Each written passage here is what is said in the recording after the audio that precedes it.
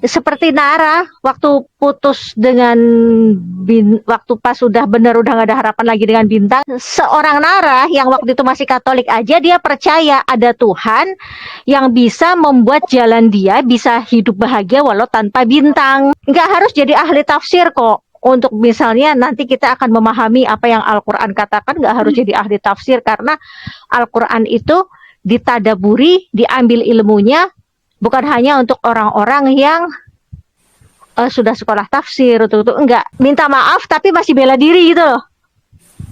Iya.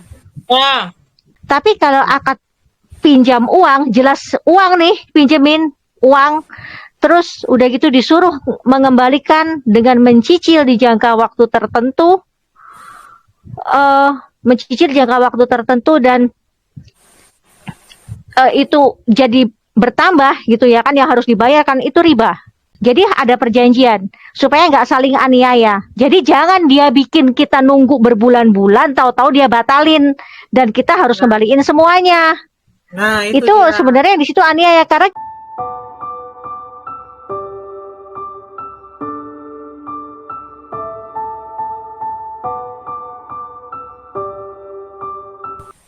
Halo, assalamualaikum.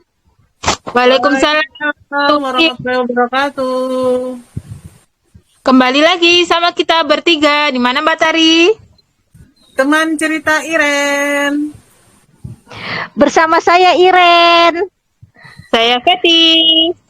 Dan saya Tari. Kita malam ini mau jawab pertanyaan yang masuk nih. Melalui Japri ya. Tapi sebelumnya aku mau ini dulu dong, kasih tahu air mawarnya. Oh, gitu ya? Oh iya, aduh air mawar saya ada di kamar. Dan ini saya lagi nggak di kamar. Terus tadi ada yang nanya apa? Emang dapat semprotannya gitu. Aku bilang ini botolnya udah spray. Ya, kita kan botolnya spray ya. Botolnya spray. Jadi udah tinggal di wajah. Betul. Gitu. Tuh, kelihatan nggak? Kelihatan. Ya, jadi praktis ya, nggak perlu dituang-tuang. Nah, saya travel juga nih, bisa buat bepergian, nggak menemuin tas juga. Nih, mawar Ya, banget. kalau dulu zamannya Nara, air mawarnya diginiin dulu sama dia. Diginiin terus ditepuk-tepuk gitu. Katanya Nara. Nah, sekarang udah lebih praktis ya, tinggal disemprotin gitu. Aduh. Ya. Dan gini, buat yang belum terbiasa dengan aromanya, gini. Yang pertama karena ini air mawar ini memang asli. Air mawar ini asli dan mawar itu kan macam-macam ya. Ada yang mawar pink, ada yang mawar merah. Merah apa? Ya, ada yang mawar merah. Ini merah apa ya, merah hati itu kan, mawar merah itu ada mawar merah, mawar pink, ada mawar kuning juga yang kayak gitu, mawar putih juga ada, tapi yang paling umum adalah mawar merah hati dan mawar pink gitu ya. Jadi kalau ada yang merah hati, jadi yang kalau yang merasa aromanya itu apa kayak enek gitu ya, enek yang seperti kayaknya kok nyari seperti kayak ada sesuatu yang kayak basi, itu bukan basi ya, jadi itu bukan basi, jadi emang itu aromanya lebih kental, nyengat, dan itu mawar yang merah hati itu yang merah hati. Ya, maksudnya masing-masing warna mawar aromanya juga beda gitu kali ya. Ya, aromanya bisa beda, tapi memang apa, mungkin yang biasa dengan air mawar yang ada campuran etanol, etinol atau alkohol atau apa gitu kan, dan ada fragrance-nya gitu, ada perfume-nya begitu kan, mungkin akan merasa kok ini aromanya enak gitu ya kan. Karena memang ini asli, tidak bercampur apapun. Dan kok ini seperti kayak ada bau-bau, kayak ada seperti sesuatu yang apa ya, sesuatu yang basi atau apa, bukan. kayak ada harum tapi harum kayak harum basi atau gimana gitu. Enggak, bukan. Ya memang begitu.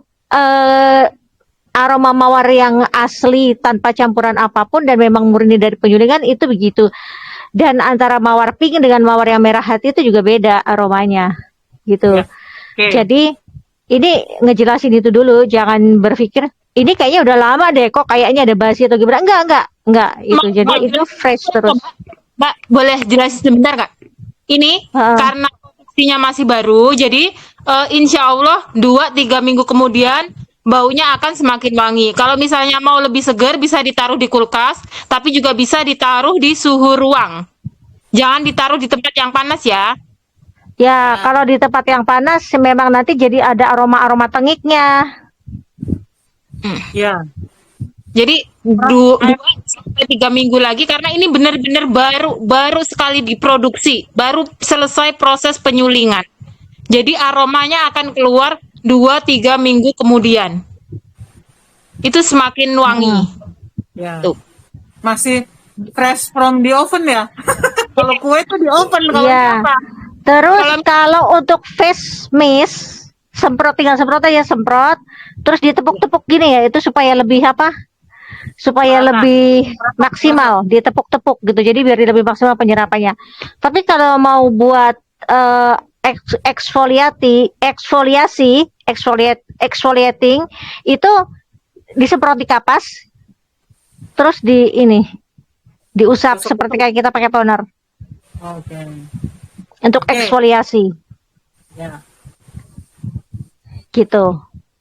Oke, Eksfoliasi itu apa sih? Eksfoliasi itu yaitu mengangkat sel-sel kulit mati, kalau mengangkat komedo begitu, pengelupasan. terus mengecilkan pori-pori begitu. Ya. Oke. Nanti ditunggu open ordernya lagi ya. Oke. Ini dong biar kelihatan kayak selebgram gitu loh. Oke, sekarang ada pertanyaan nih. Nah, kita mulai ke yang agak serius. Ini pertanyaannya. Yang pertama nih Kak Iren. Mbak, bagaimana cara kita tidak terlalu larut dalam kesedihan, penyesalan, dan rasa bersalah, dan menjadikan kita lebih baik ke depannya? Itu pertanyaan pertama. Mau dijawab dulu apa di... Ya, aku jawab dulu deh. Oke. Aku jawab dulu. Gimana caranya kita nggak terlalu larut dalam kesedihan dan rasa bersalah gitu kan, supaya lebih baik ke depannya. Kalau seperti itu kan rasa seperti begitu itu Allah yang bisa kendalikan. Jadi gini, pikiran kita sebenarnya kita juga bisa kendalikan gitu, tapi karena gimana sih caranya, kadang kita suka itu begitu. Nah, ini aja, Mbak, istighfar yang banyak-banyak. Istighfar, kemudian sholawat gitu yang banyak-banyak. Dan sebelumnya tuh lakukan dulu sholat taubat, minta ampun pada Allah, terus minta sama Allah, tolong dong Allah divert pikiran saya gitu kan, divert hati saya, bagaimana caranya, tuntun saya gitu loh. Jadi kalau nanya gimana caranya, tuntun saya Allah. Seperti Nara waktu putus dengan waktu pas udah gak ada harapan lagi dengan Bintang, dia padahal saat itu Nara masih Katolik. Dia bilang gini, kalau memang ini adalah apa yang Tuhanmu katakan, dia pernah ngomong gitu dari suratnya ke Bintang, kalau memang ini adalah seperti apa yang ditakdirkan oleh Tuhanmu, maka aku akan minta kepada Tuhanmu dan juga Tuhanku, aku harus bisa bahagia hidup walaupun aku tidak bersama kamu, gitu kan. Jadi gimana caranya untuk nggak ada rasa bersalah? Yaitu minta pada Allah. Seorang Nara yang waktu itu masih Katolik aja, dia percaya ada Tuhan yang bisa membuat jalan dia bisa hidup bahagia walau tanpa Bintang, gitu kan. Ya. Wah, Walaupun dikasih, iya kan akhirnya dikasih plafon, nggak kelihatan bintangnya. Dia hidup sama plafon. Kan? setelah itu Jadi, nah, jadi kita seharusnya sebagai Muslim ya harus lebih percaya lagi ya daripada Nara yang saat itu masih kafir gitu kan. Jadi ya minta sama Allah, minta terus gitu. Gimana caranya? Nanti kan Allah yang akan kemudian akan tunjukkan. Sebenarnya terus ada amalan apa? Nggak ada amalan apa sih sebenarnya? Yaitu terus minta pada Allah. Setelah itu mengaji Al-Quran, tadabur. Kalau masih aja seperti kayak rasa bersalah atau gimana, ruqyah diri sendiri deh, atau kirimkan Al-Fatihah untuk diri sendiri deh. Kirimkan Al-Fatihah untuk diri sendiri, minta pada Allah supaya di-refresh dirinya. Itu sebenarnya banyak kok ya kalau di kita di Muslim itu sebenarnya Islam ini agama praktis sih gitu. Jadi agama praktek yang semuanya bisa dipraktekkan gitu, dan ketika kita menjalankannya ternyata hasilnya begini, itu kenapa? Ya karena memang itu udah qadarullah, memang sudah Allah tentukan seperti itu. Jadi gini loh, manual book kita tuh udah dikasih kan, kalau kita mau lebih baik ya berarti kita banyak komunikasi dengan yang paling baik. Komunikasi yang paling baik itu ke mana? Ya ke Al-Quran, tadabur.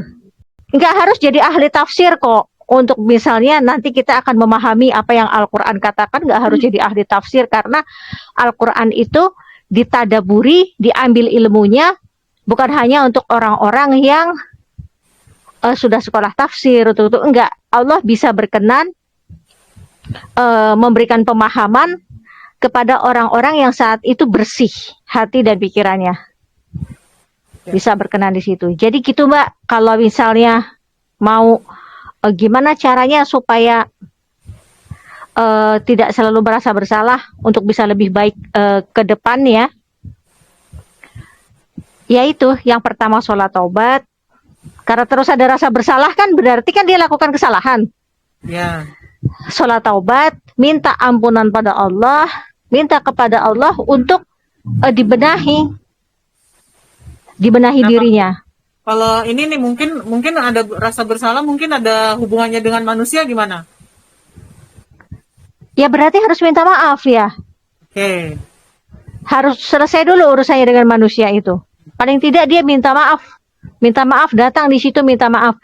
Kalau orang ini masih belum bisa memaafkan, ya nggak perlu harus terus-terusan gitu kan. Tapi paling tidak dia sudah minta maaf. Kalau misalnya pun akhirnya sering ketemu, tetap menyapa dengan baik. Mau kemudian akhirnya gitu atau di gimana, atau pokoknya dengan perlakuan yang nggak bagus ya nggak apa-apa. Ya. Tapi paling tidak sudah minta maaf. Minta maaf, benar-benar minta maaf tanpa pembelaan ya. Ya. Kan ada orang yang minta maaf tapi masih bela diri gitu loh. Iya. Wah. Ya kan? Maaf ya, soalnya aku begini, aku udah begini. Sebenarnya itu aku kayak gitu tuh kayak gini gitu. Kamunya sih begini. Iya, masalahnya soalnya kamu juga itu seperti tidak dengan seperti begitu. Jadi minta maaf, benar-benar minta maaf. Saya minta maaf, saya udah salah sama kamu. Saya udah membuat kamu seperti begini. Saya minta maaf, saya benar-benar minta maaf. Itu minta maaf. Oke. Jadi itu yang bisa persoalan akhirnya dia maafin atau enggak, ya itu udah urusan dia. Tapi ini yang pasti dari kita sudah ada etiket baik, karena kita nggak bisa maksa orang untuk misalnya mau maafin atau enggak. Itu udah urusan dia nanti dengan Allah gitu. Kita nggak bisa juga ngomong Allah saja maha pemaaf, masa kamu nggak maafin aku? Nggak usah dipaksa. Minta maaf saja, minta maaf tanpa pembelaan apapun, minta maaf dengan kerendahan hati. Minta maaf aja. Dia persoalan di akhirnya mau apa dan sebagainya, terusnya atau mau kemudian dia merasa lebih angkuh, lebih tinggi, it's okay gitu kan, nggak masalah Oke, itu pertanyaan gitu. pertama ya, jawaban dari pertanyaan pertama. Ini bisa lanjut ke pertanyaan kedua? Bisa, bisa. Oke, pertanyaannya kedua nih Kak Iren. Mbak, aku kan bekerja di lembaga keuangan milik pemerintah yang menyalurkan pinjaman modal usaha untuk UMKM dan menerapkan tarif bunga 3% per tahun. Kita pegawainya digaji dari hasil bunga tersebut. Itu dalam Islam hukumnya seperti apa ya Mbak? Sistem Haram. pembagian dari bunga tersebut. Nah, Haram. jadi Namanya bunga mau 1%, mau 0, sekian persen. Kalau bunga 0% baru halal. 0% kan nggak ada bunga berarti. Tapi kalau masih 0,0000001% haram. Gitu. Mau berapa persen bunga itu kata lain dari riba. Jadi digaji dari riba, haram. Tapi ini legal di mata pemerintah, ada OJK-nya. Ya syariat Allah itu nggak ngomongin tentang legalitas pemerintah ataupun OJK gitu kan.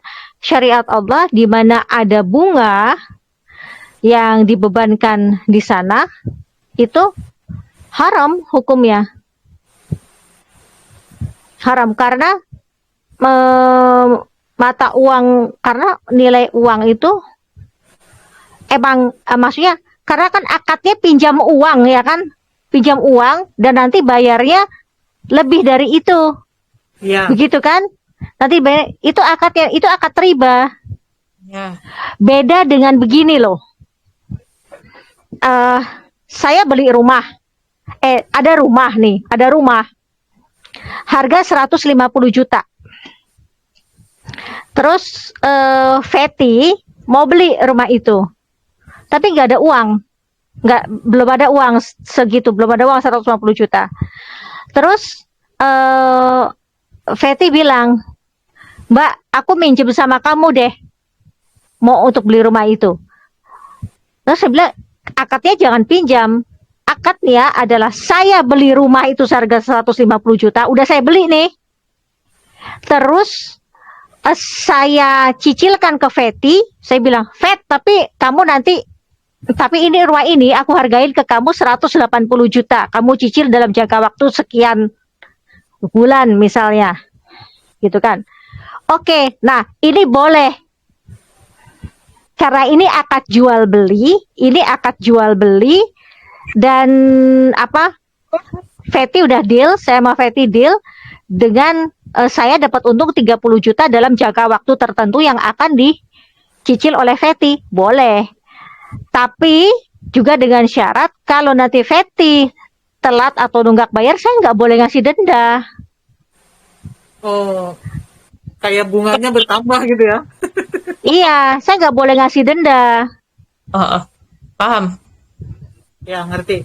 Gitu. Dan kalau ternyata nanti Fetty udah nggak sanggup bayar, maka ini ini rumah dijual ke orang lain, misalnya begitu kan? Rumah ini dijual ke orang lain dengan harga berapa? Kemudian dengan harga sekian gitu kan, misalnya dengan harga keuntungannya ini sekian. Nah, itu uang yang tadi itu nanti akan ada perbincangan selanjutnya. Misalnya kalau rumah itu ditempati oleh Fetty kan berarti seharusnya, misalnya berarti selama ini Fetty mau dihitung apa? Dihitung nyewa kah? Atau dihitung apa? Itu harus jelas tuh kayak gitu akadnya di Islam. Tapi kalau akad pinjam uang, jelas uang nih, pinjemin uang, terus udah gitu disuruh mengembalikan dengan mencicil di jangka waktu tertentu, dan itu jadi bertambah gitu ya kan, yang harus dibayarkan itu riba. Ya, apalagi kalau tadi kan jelas-jelas ada bunganya 3%. Iya, udah Ini jelas itu riba. Ya. Kalau ada mau kata bunga itu riba udah. mau nanya deh, mau nanya ya, nyambungin masalah Heeh. rumah. Gini, kalau misalnya nih aku punya rumah, Mm-mm. rumah, terus rumah itu tak jual ke orang, kan Ah, nyambung masalah rumah. Aku punya rumah nih, aku ah, jual ke orang. Orang itu udah ah. DP 50 juta misalnya. Terus tiba-tiba orang itu ngebatalin. DP 50 juta ini apakah aku harus mengembalikan ke orang itu atau gimana? Dia DP, dia belum tempatin ya kan? Belum, belum. Belum. Kembalikan, Kembalikan. kembalikan semuanya. Kembalikan semuanya karena dia DP, dia belum tempatin gitu. Dikembalikan semuanya Kalau gitu. Itu misal ada sah. perjanjian di awal ini, apa? Kalau DP ya nanti hangus umpama nggak jadi, gitu gimana? Goror, nggak boleh. Itu Nggak boleh. aniaya, Oke. nggak Oh, boleh. berarti Nah, benar. eh ya goror itu aniaya.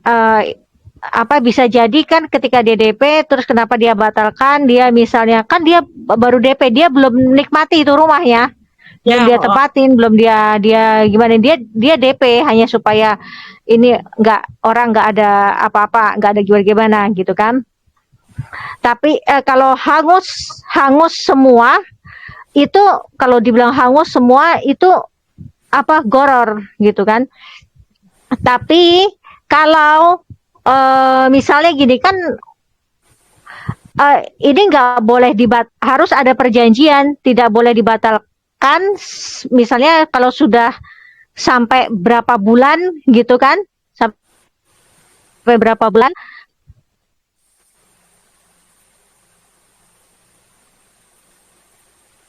Waktu itu pernah juga jual rumah seperti itu. Kalau dalam 1 bulan atau jadi seharusnya itu ada akadnya, ada perjanjian juga, supaya nggak saling apa ya, supaya nggak saling aniaya gitu kan. Ya. Jadi ada perjanjian selama misalnya berapa hari gitu kan, berapa hari. Kalau dia misalnya waktu itu aku pernah gitu dalam 2 minggu ya Bu, karena waktu itu kan ini kan rumah itu memang mau harus buru-buru dijual waktu itu karena memang itu rumah waktu itu aku pernah itu rumah itu riba, buru-buru dijual. Ketika waktu itu ada orang DP, terus kita bilang 2 minggu, paling lama 3 minggu. Kalau misalnya tidak ada kejelasannya mau itu gimana, eh rumah ini akan kita tawarkan ke orang lain lagi, Ya. gitu. Tapi tetap DP-nya dia tadi di-keep utuh gitu. Ketika nanti ada yang deal, bayar cash, kemudian kembalikan langsung ke orang itu. Jadi ada perjanjian supaya nggak saling aniaya. Jadi jangan dia bikin kita nunggu berbulan-bulan, tahu-tahu dia batalin dan kita harus kembaliin semuanya. Nah, itu Itu dia. sebenarnya di situ aniaya karena kita juga nggak boleh ambil sebagai karena memang belum dia nikmati, tapi harus ada perjanjian juga yang supaya jangan saling aniaya, yaitu Ya, mau ya. 2 minggu, 3 minggu atau 1 bulan. Kalau nggak ada kejelasan, ya kita cari lagi orang lain Ya. yang Ya, bisa jelas. pokoknya di awal udah harus dijelas apa udah ada perjanjian tertulis mungkin gitu ya biar Iya, lebih jelas. ada perjanjian tertulis. Jadi dia nggak bisa marah-marah ketika lo kan saya udah DP, Iya. katanya gitu ya kan. Saya kan udah DP, terus baru 2 bulan kemudian datang ternyata kita balikin itu duitnya karena ada orang yang mau cash gitu kan, sudah misalnya dia bisa cash dan sebagainya, terus dia marah-marah kan saya udah duluan DP katanya gitu ya, tapi kan dia udah selama sekian bulan nggak nggak ada kabar, misalnya masa kita disuruh nungguin, nanti tahu-tahu dia cancel, Oke. kita udah tungguin tahu-tahu dia cancel gitu. Jadi kalau memang sebenarnya waktu jual rumah itu saya nggak terlalu itu dengan DP. Waktu itu kalau pas waktu jual rumah, ketika ada yang mau ngasih DP, kita tolak. Kalau aku waktu dulu jual rumah, ada yang mau ngasih DP, kita tolak. Kalau Bapak sudah siap saja, gitu. Jadi Aku kayaknya banyak pertanyaan tentang jual beli rumah ya, Mbak ya. Soalnya banyak kasus perjualbelian rumah yang bikin aku ini bener gak sih sistemnya gitu.